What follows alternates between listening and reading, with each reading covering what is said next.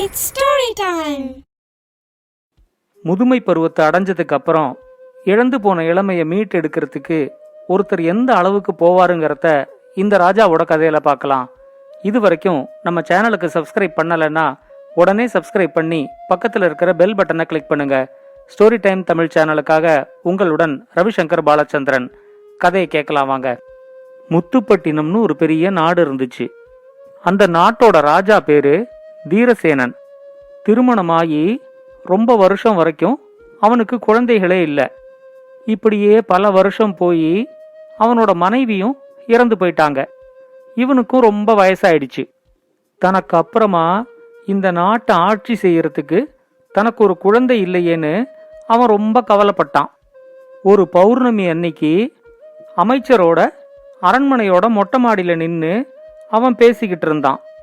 தனக்கு ரொம்ப வயசாயிடுச்சு அப்படிங்கறத சொல்ற மாதிரி அந்த அமைச்சர்கிட்ட, இங்கேருந்து பாருங்க, சுத்தி எவ்வளவு மரம், மலைகள், நதிகள், இத மாதிரி பார்க்கறதுக்கே எவ்வளவு அழகா இருக்கு. இதையெல்லாம் இன்னும் ரொம்ப வருஷம் இருந்து பார்த்து அனுபவிக்க முடியாம எனக்கு வயசாகி நான் இறந்து போக போறேன். நம்ம கிட்ட எவ்வளோ பணம், அதிகாரம், அந்தஸ்து இதையெல்லாம் இருந்தாலும் மரணத்தை தடுத்து நிறுத்த முடியாது அப்படின்னு ரொம்ப கவலையோட பேசிக்கிட்டு இருந்தான். அவன் அடிக்கடி அப்படி புலம்பு வாங்கறதுனால அமைச்சரும் ஒன்னும் சொல்லாம அதெல்லாத்தையும் கேட்டுக்கிட்டு இருந்தாரு.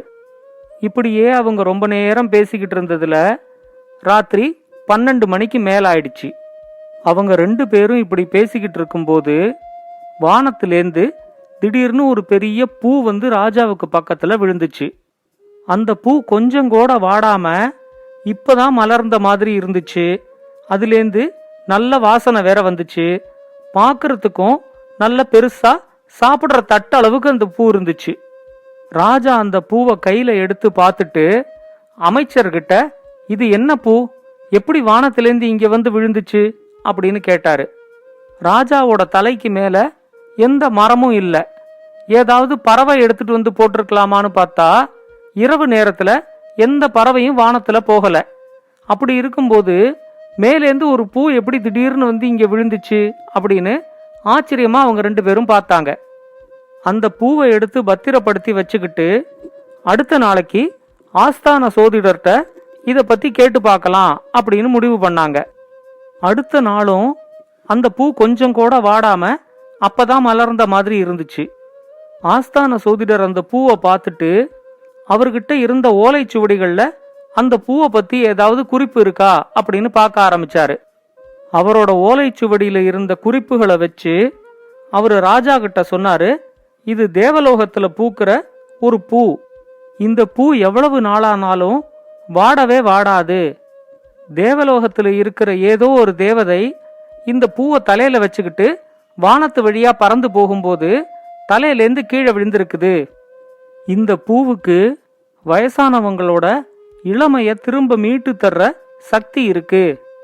யாராவது ஒரு இளைஞனோ இளம்பெண்ணோ இந்த பூவை கையில வச்சு வேண்டிக்கிட்டா அவங்களோட இளமைய அவங்க வேற யாராவது ஒரு வயசானவங்களுக்கு கொடுக்க முடியும். அத மாதிரி கொடுத்துட்டா அந்த வயசானவங்க மறுபடியும் இளமையா மாறிடுவாங்க. ஆனா அப்படி இளமைய கொடுக்கற இளைஞனோ இளம்பெண்ணோ அந்த வயசானவர்கிட்ட இருக்கிற முதுமைய இவங்க வாங்கிட்டுருவாங்க. இத மாதிரி இந்த பூவுக்கு இருக்கிற அபூர்வ சக்திய ஒரே ஒரு தடவை தான் பயன்படுத்த முடியும் அப்படின்னு சொன்னாரு. அத கேட்ட உடனே ராஜாவுக்கு ரொம்ப சந்தோஷமாயிடுச்சு. யாரோட இளமையாவது தான் எடுத்துக்கிட்டா இன்னும் ரொம்ப வருஷத்துக்கு உயிர் வாழ முடியும் அப்படின்னு அவர் நம்பினாரு.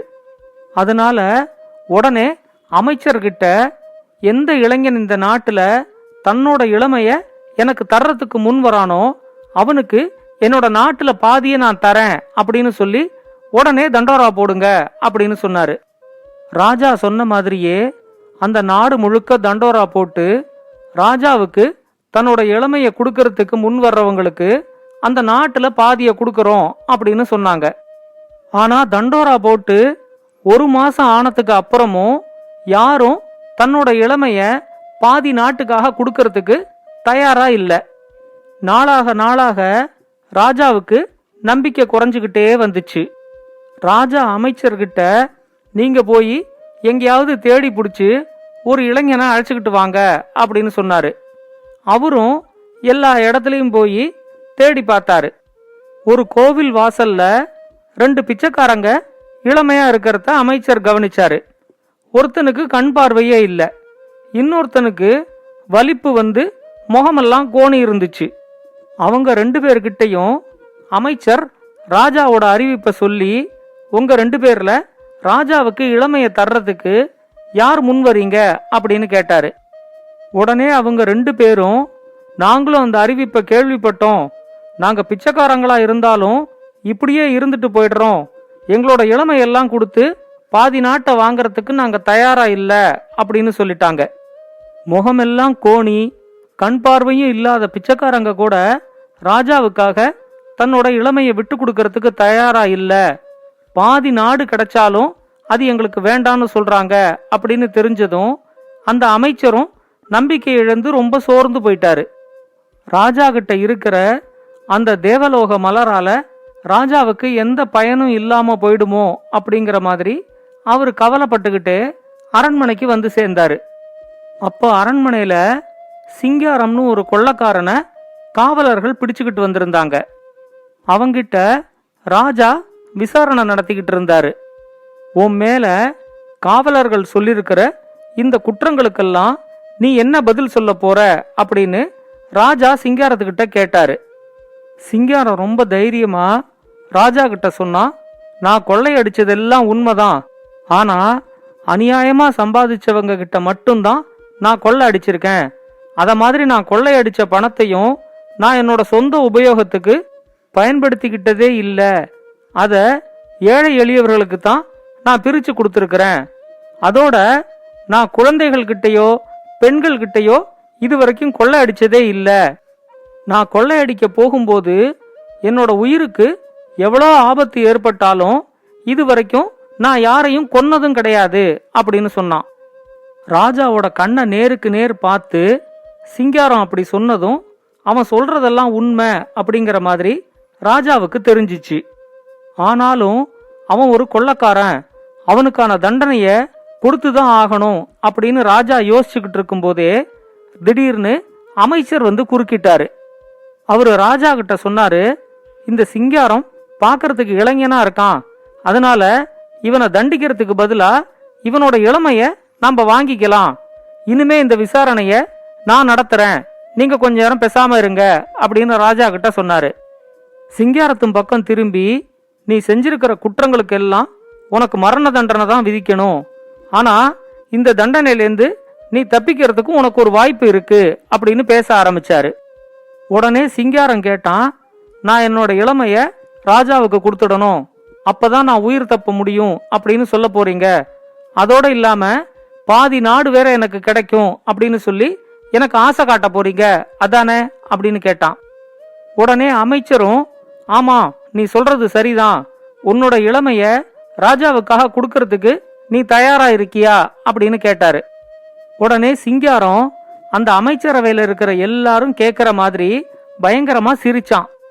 சிரிச்சிட்டு அமைச்சர்கிட்ட சொன்னான், ராஜா என்ன மனப்பூர்வமா மன்னிச்சிருந்தாலும் நான் அதை ஏத்துக்கிட்டு இருப்பேன், இல்ல சட்டப்படி எனக்கு தண்டனை கொடுத்திருந்தாலும் அதையும் நான் ஏத்துக்கிட்டு இருப்பேன். ராஜா கண்டிப்பா நேர்மையா தான் நடப்பாரு, அப்படி அவர் நேர்மையா நடக்கும்போது அவருக்கு என்னோட இளமைய கொடுக்கணும் அப்படிங்கிற ஒரே எண்ணத்தோட தான் இன்னைக்கு நானா வேணும்னு வந்து உங்களோட காவலர்கள் கிட்ட மாட்டிக்கிட்டேன். ஆனா நான் எதிர்பார்த்ததுக்கு நேர்மாறா இங்க நடந்திருக்குது.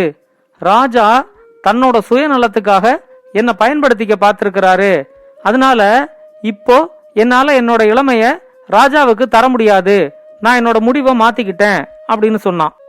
சிங்காரம் அப்படி தைரியமா அமைச்சரவையில சொன்னது ராஜாவுக்கு பெரிய அவமானமா இருந்துச்சு. அவர் பதில் எதுவும் சொல்லாம அப்படியே கூனி குறுகி போய் உக்காந்துருந்தாரு. அமைச்சர் ரொம்ப கோபத்தோட, நீ இப்படி பேசினதுக்கே உனக்கு மரண தண்டனை விதிக்கலாம் தெரியுமா அப்படின்னு சிங்காரத்துக்கிட்ட கேட்டாரு. உடனே சிங்காரம் சொன்னா, அது உங்களோட விருப்பம், ஆனா என்னோட உயிரை காப்பாத்திக்கிறதுக்காக நான் பேரம் பேச மாட்டேன் அப்படின்னு சொன்னான். இப்போ திடீர்னு ராஜா எழுந்திருச்சு நேர சிங்காரத்துக்கிட்ட வந்தாரு. சிங்காரத்தோட 2 கைகளையும் பிடிச்சுக்கிட்டு ராஜா சொன்னாரு, எவ்வளவுதான் படிச்சிருந்தாலும் எவ்வளோ பெரிய அறிவாளியா இருந்தாலும் சில சமயம் அறிவு நம்ம கண்ணை மறைச்சிருது. அதனாலதான் மரணம்ங்கிறது இயற்கையா நடக்கிற ஒரு விஷயம் அப்படிங்கறத கூட புரிஞ்சுக்க முடியாம இத்தனை நாள் மரணத்தை பத்தி கவலைப்பட்டுக்கிட்டு இருந்தேன். எனக்கு அப்புறம் இந்த நாட்டை ஆட்சி செய்யறதுக்கு என்னோட வம்சத்திலேருந்து யாருமே இல்லையேங்கிற கவலை வேற எனக்கு இருந்துகிட்டு இருந்துச்சு. ஆனா எப்ப நீ எனக்கு உன்னோட இளமைய கொடுக்கறதுக்காக நீயே காவலர்கள் கிட்ட மாட்டிக்கிட்டியோ அப்பவே நீ என்னோட பையன் மாதிரி ஆயிட்ட. நேர்மையும் துணிச்சலும் இருக்கிற உன்ன மாதிரி ஒரு இளைஞனை நான் என்னோட வாரிசா எடுத்துக்கிட்டு இந்த நாட்டை உன் கையில ஒப்படைக்கலான்னு நினைக்கிறேன். இனிமே நான் காட்டுக்கு போய் தவம் செஞ்சு என்னோட மரணம் வரைக்கும் இருக்கிற மிச்ச நாட்களை காட்டுல கழிக்கலான்னு முடிவு பண்ணிருக்கேன் அப்படின்னு சொன்னாரு. ராஜா அப்படி சொன்னதை கேட்டதும் அமைச்சருக்கு ராஜா எடுத்திருக்கிற முடிவு தான் சரி அப்படின்னு தோணுச்சு. அதுக்கப்புறம் ஒரு நல்ல நாள்ல சிங்காரம் அந்த நாட்டுக்கே ராஜா ஆகி ரொம்ப வருஷத்துக்கு அந்த நாட்டை நேர்மையான முறையில ஆட்சி செஞ்சுக்கிட்டு இருந்தான். இந்த கதையை பத்தின உங்களோட கருத்துக்களை பின்னூட்டத்துல கமெண்ட்ஸா பதிவு பண்ணுங்க. இத மாதிரி இன்னும் பல நல்ல கதைகளை கேட்க ஸ்டோரி டைம் தமிழ் சேனலோட தொடர்புல இருங்க. நன்றி, வணக்கம். இந்த கதை உங்களுக்கு பிடிச்சிருந்தா லைக் பண்ணுங்க, கமெண்ட் பண்ணுங்க, ஷேர் பண்ணுங்க. மறக்காம ஸ்டோரி டைம் தமிழ் சேனலை சப்ஸ்கிரைப் பண்ணுங்க. அப்படியே பக்கத்துல இருக்க அந்த பெல் ஐகானை கிளிக் பண்ணுங்க.